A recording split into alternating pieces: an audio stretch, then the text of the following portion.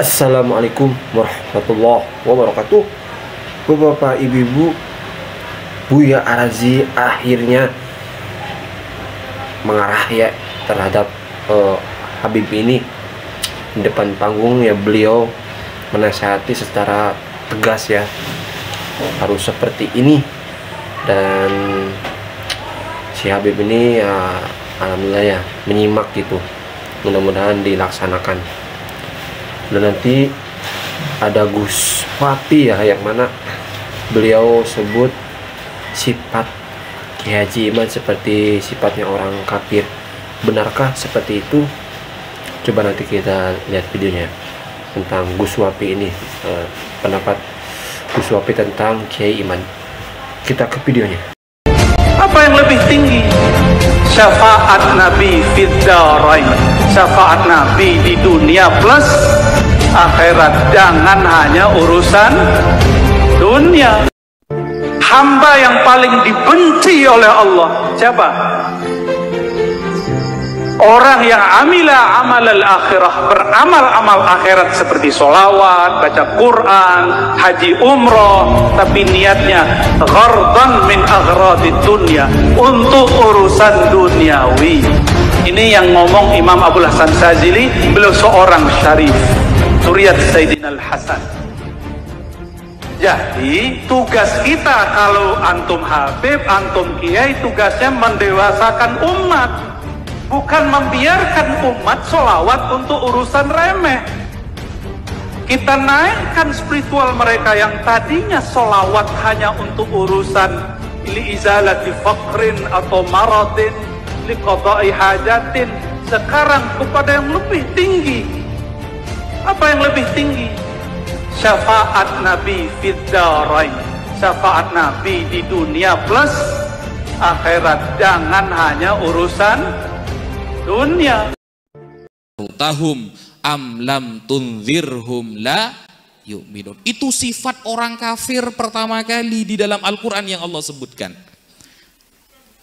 Ebelein tak ebelein pekhun pengko. Mun beda orang yang pengko nekah mewarisi sifatnya orang kafir. Andaikan seluruh ulama mengatakan Habib itu keturunan Nabi, saya tidak percaya. Itu termasuk mewarisi sifat orang kafir yang pertama kali Al-Quran sebutkan.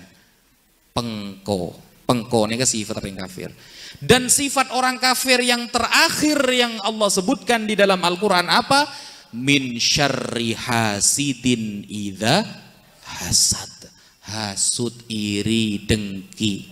Bada tetangkeh mele mobil ereh. Bada tetangkeh abangun compo dengki.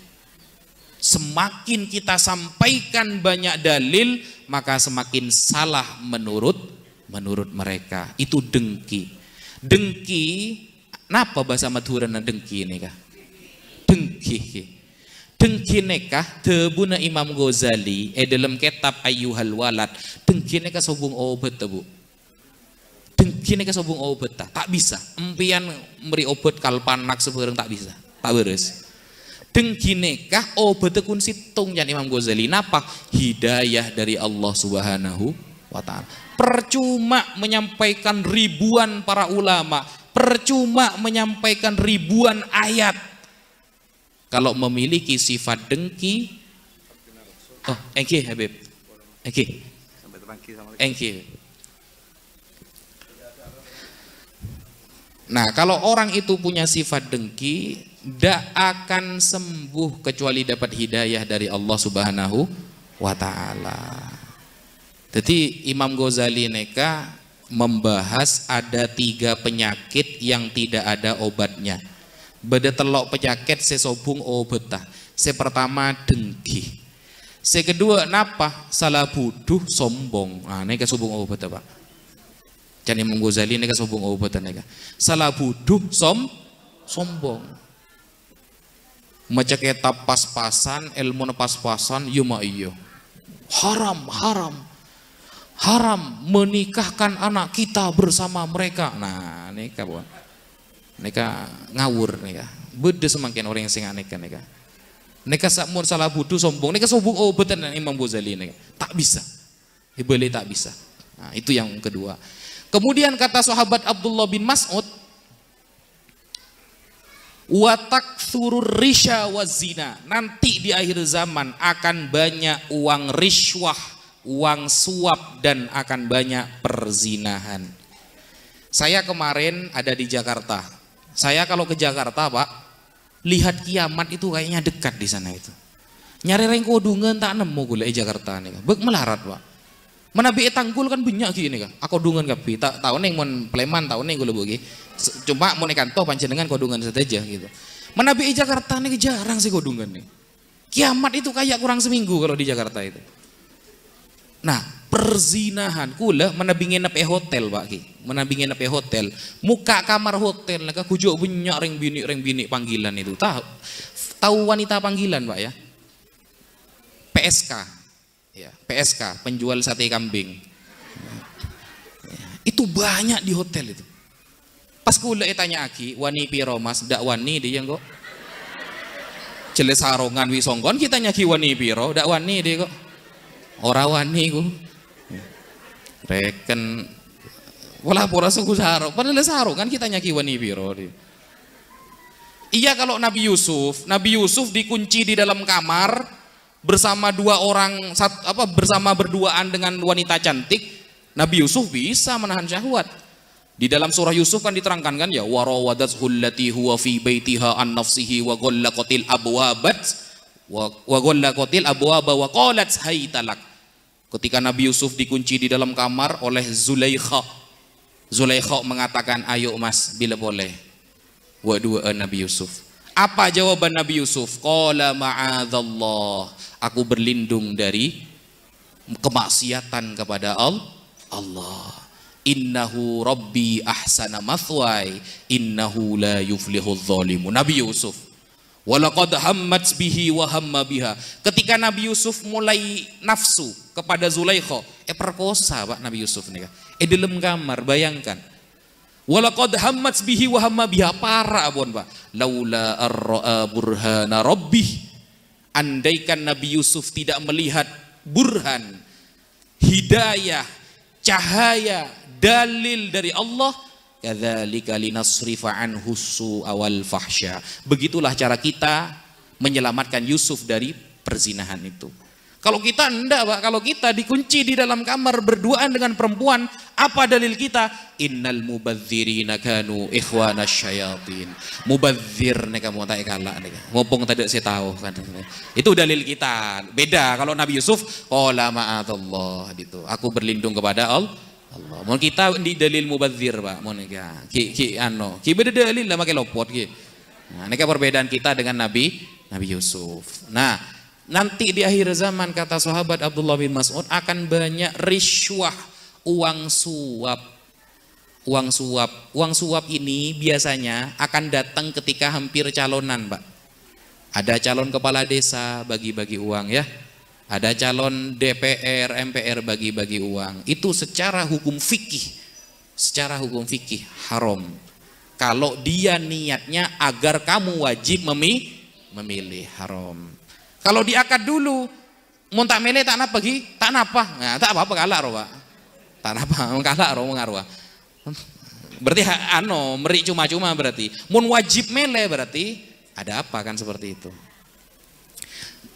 Ketika faidha ro'aitum dzalika, kata sahabat Abdullah bin Mas'ud, mon beun ledepak ke zaman ruah, mon beun ledepak ke zaman seepon sebut aki kadinto. Fannajatu, selamatkan diri kalian, kata sahabat Abdullah bin Mas'ud, selamatkan diri kalian. Kemudian santri-santrinya sahabat Abdullah bin Mas'ud bertanya, wa kaifa an-najat, bagaimana cara kita menyelamatkan diri ketika kita hidup di zaman itu, wahai Abdullah bin Mas'ud? Maka beliau menjawab, kun hilsan min ahlasi baitik, cek keluar Roma mun tak penting, tak usah keluar Roma mun tak penting, mun benih karena lakoh, mun benih karena silaturahim, mun benih karena pengajian, mun benih karena bengo-bengin sepenting, tak usah keluar rumah. Wa kuffa yadaka wa lisanaka, dan tahan lisan dan tangan kalian, karena maksiat sejatinya terjadi karena lisan dan tangan. Itu cuma caranya. Jadi Kula sarang panjenengan menabi tak oning masalah agama, tak usah norok komentar, Pak. Mau norok komentar jen rosak, Pak. Jen rosak. Cukuplah para ustadz, para ulama yang berkomentar masalah agama. Kita tidak usah komentar. Bagi kita yang tidak paham itu jangan. Kenapa? Urusan agama ini sulit, Pak. Monduk nekah bertahun-tahun belum tentu bisa baca kitab, Pak. Santreh yang monduk bertahun-tahun belum tentu bisa baca kitab. Atau bahkan tadi yang dibaca sholawat ini kan ya, sholawat simtud duror. Ketika kita membaca sholawat simtud duror, paham pian maknanya, Pak? Ngerti maknanya ki? Tahun nih kan ki? Pokok pun berdetak bunem pian pun kan seperti itu, kan sulit kan? Fahina koruba awanu wad'i hadzal habib. Apa artinya, Pak? Kan tahun nih kan? Ke detik-detik Nabi Muhammad akan dilahirkan. Kan seperti itu. Nah, sehingga kita yang kira-kira berpendapat pasti salah, jangan. Biarkan para ulama yang menjawab. Dan Rasulullah memberi pesan kepada kita, fa idza ra'aitum dzalika fa idza ra'aitum ikhtilafan katsira fa 'alaikum bisawadil a'dzam. Kalau kalian melihat perbedaan pendapat yang banyak, pilihlah mayoritas para ulama. Tak usah bingung, Pak. Bodoh sing ngocak Habib palsu, bodoh sing ngocak Habib keturunan Nabi. Mungkin bingung. Carilah mayoritas ulama keturunan Nabi. Kamu masih mayoritas, saya paling banyak sih kamu, pelerua pasti selamat. Kenapa? Karena Nabi sudah minta 3 perkara kepada Allah, yang 2 dikabulkan, yang 1 enten. Nah, neka terakhir neka sebelum kula pamit neka. Nabi Kak Dinto sudah pernah nyokon telok perkara kepada Allah, se-2 kabul lagi, se-1 enten. Saya pertama, napa bener Rasulullah? Ya Allah, lan tajtami' ummati ala dhalalah. Ya Allah, jangan sampai umatku bersepakat kepada kesesatan. Fa'atoniha, dikabulkan oleh Allah. Tidak mungkin umat Nabi 50% salah semua. Tidak akan. Tidak mungkin umat Rasulullah 100% murtad kebi. Tak kira. Karena ketika ada kesesatan, pasti Allah munculkan orang-orang yang akan membantah. Ketika ada orang yang berkata kebatilan, Allah akan munculkan para mujahid, orang-orang yang akan membela kebenaran. Karena kuntum khaira ummatin ukhrijat linnas ta'muruna bil ma'ruf wa tanhauna 'anil munkar. Allah menciptakan umat Nabi Muhammad untuk amar ma'ruf nahi munkar. Sekali muncul kesesatan, pasti akan banyak yang menentang. Itu sudah sunnatullah, tidak akan terlewatkan itu. Tidak akan diganggu gugat oleh pihak manapun, pasti. Jadi umat Nabi Muhammad tidak akan pernah bersepakat kepada kesesatan. Itu disepakati dan dikabulkan oleh Allah. Permintaan Nabi yang kedua yang dikabulkan oleh Allah apa? Ya Allah, jangan biarkan umat Islam jatuh kalah di tangan orang-orang kafir. Dan itu terbukti, Pak. Gaza, Palestina, dikeroyok Amerika, dikeroyok Israel, dikeroyok Jerman. Sampai detik ini Gaza tidak tumbang, saudara. Hanya Gaza, belum umat Islam yang bersatu. Hanya Gaza, keroyok Amerika, Israel, Palestina, tak tumbang, tidak terkalahkan. Palestina, tak tumbang, tidak terkalahkan. Alhamdulillahirrahmanirrahim. Allahumma sholli ala sayyidina Muhammad wa ala ali sayyidina Muhammad. Itu dia Bapak Ibu-ibu, yang mana tadi Buya Arazi yang pertama mengingatkan kepada para habaib, dan tadi juga ada para kiai ya, untuk melakukan atau mendewasakan jamaahnya atau umat agar lebih ditaikan lagi, misalnya mengamalkan salawat atau apa, niatnya bukan karena urusan dunia ya, baik itu urusan karena pengen punya banyak uang dan yang lainnya, ataupun pengen sembuh. Boleh sih, boleh ya Bapak Ibu, cuman katanya Buya Arazi mengingatkan agar lebih berkualitas, yaitu kita untuk meraih syafaatnya Nabi Muhammad SAW di dunia maupun di akhirat. Nah itu ya Bapak Ibu, poin penting dari apa yang disampaikan Buya Arazi. Allahumma sholli ala sayyidina Muhammad wa ala ali sayyidina Muhammad. Semoga kita semua nanti mendapatkan syafaat Nabi Muhammad SAW. Amin amin. Tadi juga ada Gus Wapi ya menyatakan bahwa sifat Kiai Imad ya sama persis kayak sifat orang kafir, akhirnya bukan mengingkari apa, walaupun ulama sedunia mengatakan Habib turun Nabi, Kiai Imad nggak percaya. Itu katanya mewarisi sifat seperti orang kafir ya menurut Gus Wapi.